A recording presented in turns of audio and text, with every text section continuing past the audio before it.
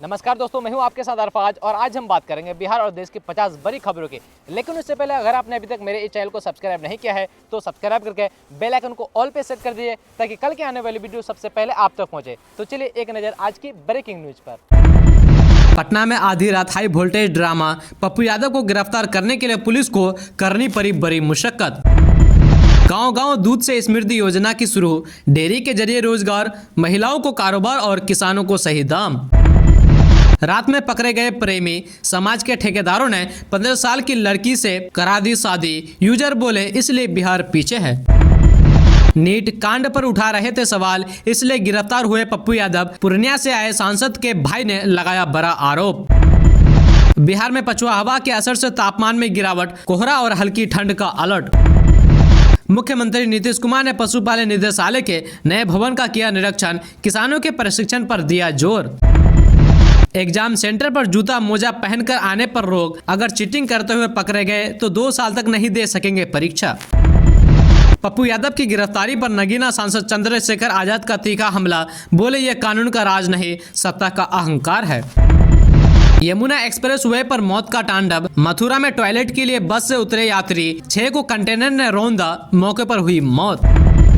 दोस्तों आप बात करते हैं कि बिहार विधानसभा में नेता प्रतिपक्ष और राष्ट्रीय जनता दल आरजेडी के कार्यकारी अध्यक्ष तेजस्वी यादव का शनिवार को पार्टी कार्यालय में भव्य अभिनंदन समारोह आयोजित किया गया है। इस मौके पर तेजस्वी यादव ने कार्यकर्ताओं में जोश भरा और भविष्य की राजनीति को लेकर स्पष्ट संकेत दिए हैं। अपने संबोधन में तेजस्वी यादव ने कहा है कि पार्टी और लालू प्रसाद यादव की विचारधारा के लिए काम करने वाले लोगों को अब चुप रहने की जरूरत नहीं है। उन्होंने समर्थकों से आग्रह करते हुए कहा कि अगर कोई गाली देता है तो चुप मत रहिए, अब आर पार की लड़ाई लड़ी जाएगी, जैसा करोगे वैसा भरोगे। दोस्तों अब बात करते हैं कि सिवान जिले के बंसतपुर थाना क्षेत्र के कन्होली गांव से एक बड़ी घटना सामने आई है। यहां पर एक शिक्षक ने अपने ही शिष्य के साथ अश्लील हरकत करने का प्रयास किया है। बता दें कि शिक्षक पर आरोप लगा है कि सरकारी शिक्षक है जो कि बसंतपुर थाना क्षेत्र के हरियाणा प्राथमिक विद्यालय में पोस्टेड है। हालांकि इस घटना के बाद स्थानीय लोगों ने शिक्षक के मुंह में कालिक पोतकर और उनके सिर के बाल काटकर पूरे बाजार में घुमाने का काम किया, जिसके बाद पुलिस ने मौके पर पहुंचकर आरोपी शिक्षक को हिरासत में ले लिया और आगे की कार्रवाई कर रही है। दोस्तों आप बात करते हैं कि बिहार में बेतिया जिले के शिकारपुर थाना क्षेत्र के एक गांव में गुरुवार रात प्रेमी युगल के साथ हुई बर्बरता से पूरे इलाके को झकझोर दिया है। दरअसल स्थानीय ग्रामीणों ने एक किशोरी और पड़ोसी गांव के किशोर को प्रेमी संग में आपत्तिजनक स्थिति में पकड़ लिया। किशोरी और किशोर को पकड़ने के बाद ग्रामीणों ने उनके साथ अत्यधिक क्रूरता दिखाई। किशोरी वहां से भागने में सफल रही, लेकिन किशोर को पोल से बांधकर रात भर पीटा गया और उनकी बेरहमी से पिटाई की। घटना का एक वीडियो ग्रामीणों ने बनाया और सोशल मीडिया पर वायरल कर दिया। इस अपमानजनक वीडियो से आहत किशोरी ने शुक्रवार दोपहर करीब 3 बजे अपने घर में फंदे से लटकाकर आत्महत्या कर ली। प्राप्त जानकारी के अनुसार कड़ाके की ठंड में उनके कपड़े उतारकर उसके शरीर के संवेदनशील हिस्सों पर वार किए गए। इसके बाद शुक्रवार सुबह गांव वालों ने उसका सिर मुंडाया, चेहरे पर कालिक पोतकर और पूरे गांव में घुमाया। दोस्तों आप बात करते हैं कि बिहार में बिजली चोरी रोकने के लिए अब तकनीकी का सहारा लिया जा रहा है। राज्य बिजली विभाग ने अपने सिस्टम को हाईटेक बनाया है और उत्तर प्रदेश की तर्ज पर बिहार में भी बिजली चोरी पकड़ने के लिए गूगल अर्थ और स्मार्ट प्रीपेड मीटर का इस्तेमाल शुरू कर दिया है। इससे अब लाइनमैन की मुखबिरी या शिकायतों पर निर्भर रहने की जरूरत नहीं रहेगी। डिजिटल मैप और सैटेलाइट से अब यह सीधे पता लगा जा सके कि किसके घर में बिजली चोरी हो रही है। नई व्यवस्था में स्मार्ट मीटर से मिलने वाला डेटा खुद ही असामान्य खपत वाले घरों की पहचान करेगा। जिन घरों में 0 यूनिट या बहुत कम बिजली खपत दिखाई देगी उन्हें निगरानी सूची में रखा जाएगा। इस मामले में स्पष्ट होगा कि मीटर में छेड़छाड़ हुई है या अवैध कनेक्शन के जरिए बिजली का इस्तेमाल हो रहा है। दोस्तों आप बात करते हैं कि बिहार की राजधानी पटना और उत्तर प्रदेश के पूर्वांचल एक्सप्रेसवे के बीच लगभग 20 किलोमीटर लंबे बोटल लेक की समस्या का काफी हद तक समाधान जून जुलाई तक होने की संभावना है। ये बोटल नेक पटना एक्सप्रेस NH 922 पर बक्सर के पास से शुरू होकर उत्तर प्रदेश के गाजीपुर जिले के हैदरिया तक है। इस बीच इंटरमीडिएट लेन सड़क और एक स्थान पर सिंगल लेन पुलिया जाम का एक बड़ा कारण बनती है।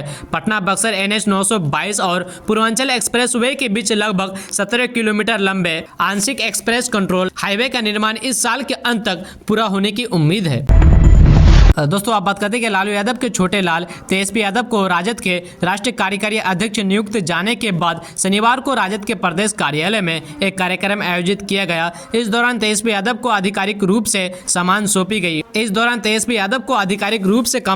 गई। इस दौरान समर्थकों ने तेजस्वी यादव को चांदी का मुकुट भी पहनाया। इस फैसले के साथ ही राजद की कमान औपचारिक रूप से अब लालू प्रसाद यादव की दूसरी पीढ़ी के हाथों में आ गई है। इससे पार्टी के भीतर नेतृत्व परिवर्तन और भविष्य की रणनीति के तौर पर देखा जा रहा है। तेजस्वी यादव का सियासी सफर अपेक्षाकृत कम समय में तेजी से आगे बढ़ रहा है। दोस्तों आप बात करते हैं कि बिहार की राजनीति में फिर हलचल मच गई है। पूर्णिया के सांसद पप्पू यादव को 31 साल पुराने धोखाधड़ी मामले में पटना पुलिस ने उनके आवास से गिरफ्तार किया है। पुलिस ने बताया कि गिरफ्तार करने के लिए अधिकारियों को करीब 3 घंटे की मशक्कत करनी पड़ी। जानकारी के अनुसार यह मामला 1995 का है, जिसमें पप्पू यादव और 2 अन्य व्यक्तियों पर मकान धोखाधड़ी का आरोप है कि उन्होंने धोखाधड़ी करके मकान किराए पर लिया था। लंबे समय तक कोर्ट में पेश न होने और लगातार अनुपस्थिति के कारण MP MLA कोर्ट ने उनके खिलाफ कुर्की और जब्ती का आदेश जारी किया था। पुलिस के अनुसार शुक्रवार की रात पप्पू यादव के आवास पर पहुंचकर गिरफ्तारी का प्रयास किया गया। शुरू में सांसद और उनके समर्थकों ने गिरफ्तारी का विरोध किया। लगभग 3 घंटे की वार्ता और मशक्कत के बाद पुलिस ने उन्हें गिरफ्तार करने में सफल पाई। दोस्तों आप बात करते हैं कि बिहार विद्यालय परीक्षा समिति BSEB ने 17 फरवरी से शुरू होने वाले 10वीं मैट्रिक परीक्षा को लेकर सख्त नियम जारी किए गए हैं। बोर्ड ने साफ किया कि एग्जाम सेंटर में जूता मोजा पहनकर एंट्री नहीं मिलेगी और परीक्षार्थियों को समय से पहले एंट्री करनी होगी। लेट आने पर अवैध तरीके से प्रवेश करने पर 2 साल तक परीक्षा से निष्कासित और FIR दर्ज की जाएगी। परीक्षा 25 फरवरी तक चलेगी, जिसमें 15,12,963 विद्यार्थी शामिल होंगे। बोर्ड ने सभी जिलों को निर्देश दिया है कि नियमों का पालन सख्ती से कराया जाए ताकि परीक्षा निष्पक्ष और शांतिपूर्ण हो। बिहार 10वीं बोर्ड की मैट्रिक परीक्षा 17 फरवरी से शुरू हो रही है और 25 फरवरी तक चलेगी। परीक्षा में कुल 15,12,963 परीक्षार्थी शामिल हों। बोर्ड ने कहा कि परीक्षार्थियों को परीक्षा केंद्र में जूता मोजा पहनकर प्रवेश करने की अनुमति नहीं है। इसके बजाय उन्हें चप्पल पहनकर ही केंद्र में आना होगा। बोर्ड का यह निर्देश परीक्षा भवन के स्वच्छता और अनुशासन बनाए रखने के लिए है। दोस्तों आप बात करते हैं कि साइबर अपराध की अंधेरी गोलियों में पल रहा एक खतरनाक ठगी नेटवर्क आखिरकार पुलिस के हत्थे चढ़ गए। आरा साइबर थाना पुलिस ने बड़ी कार्रवाई करते हुए दूसरे के नाम पर बैंक खाते खुलवाकर देश भर में ठगी करने वाले गिरोह के 3 शातिर सदस्यों को धर दबोचा है। चौंकाने वाली बात यह है कि इस खेल में एक निजी बैंक का मार्केटिंग पदाधिकारी भी शामिल निकला, जो कमीशन की लालच में साइबर ठगों का मददगार बना हुआ था। गिरफ्तार आरोपियों की पहचान रोहित कुमार, मोहित कुमार और सुमन सौरभ चौहान के रूप में हुई है। सुमन सौरभ चौहान एक निजी बैंक मार्केटिंग पदाधिकारी के पद पर तैनात था और वहीं इस नेटवर्क की अंदरूनी कड़ी साबित हुआ। पुलिस ने आरोपियों के पास से 3 मोबाइल फोन जब्त किए, जिनकी जांच में साइबर ठगी से जुड़े कई डिजिटल सबूत हाथ लगे हैं। दोस्तों आप बात करते हैं कि वैशाली जिले में CTET परीक्षा उस वक्त हंगामे और अवस्था में भेंट चढ़ गई जब संत जॉन्स परीक्षा केंद्र पर सवालों की जगह सिर्फ इंतजार और गुस्सा परोसा गया। सुबह 9:30 बजे शुरू होने वाली परीक्षा के लिए हजारों अभ्यर्थी तय समय से पहले केंद्र पर पहुंचे थे, लेकिन सुबह 11 बजे तक प्रश्न पत्र नहीं पहुंचने से सब्र का बांध टूट गया और हालात बेकाबू हो गए। ये पूरा मामला वैशाली थाना के केशोरपुर स्थित संत जॉन्स एकेडमी का है, जहाँ 1000 से अधिक परीक्षार्थी CTET परीक्षा देने पहुंचे थे। निर्धारित समय बीतने के बाद भी जब प्रश्न पत्र का कोई अता पता नहीं चला तो परीक्षा केंद्र में अफरा तफरी मच गई। बेचैन अभ्यर्थियों ने इसे शिक्षा विभाग और जिला प्रशासन की घोर लापरवाही करार देते हुए जमकर नारेबाजी शुरू कर दी। आक्रोश इस कदर बढ़ा कि अभ्यर्थी केंद्र से बाहर निकल आए और सड़क पर उतरकर विरोध प्रदर्शन करने लगे। देखते देखते माहौल तनावपूर्ण हो गया और आसपास के लोग भी शहर में नजर आए।